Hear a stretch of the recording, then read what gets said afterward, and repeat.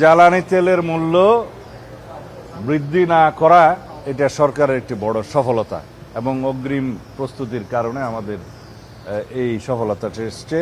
আমাদের পরিকল্পনা এবং জনমনে স্বস্তি দেয়া, বিশেষ করে এই সময় হচ্ছে বোরো মৌসুমের ভরপুর সময়, যাতে কৃষি উৎপাদনে কোনো সংকট না হয়। কৃষকের দ্রব্যে মানে কৃষি যে সমস্ত উপকরণ লাগে তার মধ্যে তো সার, বীজ সহ বিদ্যুৎ একটা প্রধান আমাদের বিষয়, যাতে কোনো কৃষি উৎপাদনে কোনো রকমের মূল্যবৃদ্ধি না হয়, সংকট না হয়, সেই জন্য আমরা অতিরিক্ত ভর্তুকি দিয়ে সেই মূল্যটা আমরা ধরে রেখেছি।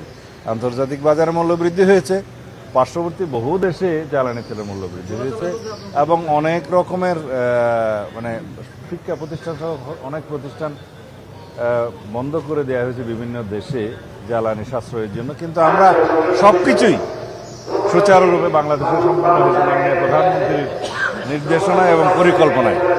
আমরা আশা করি সেটা আমরা ধরে রাখতে পারবো।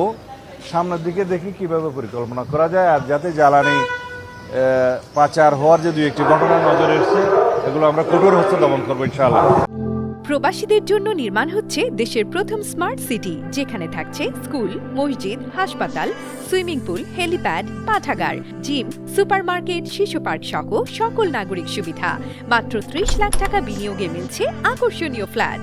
প্লাটিনাম ইনভেস্টরদের জন্য ঢাকা বিমানবন্দরে ভিআইপি প্রোটোকল সুবিধা।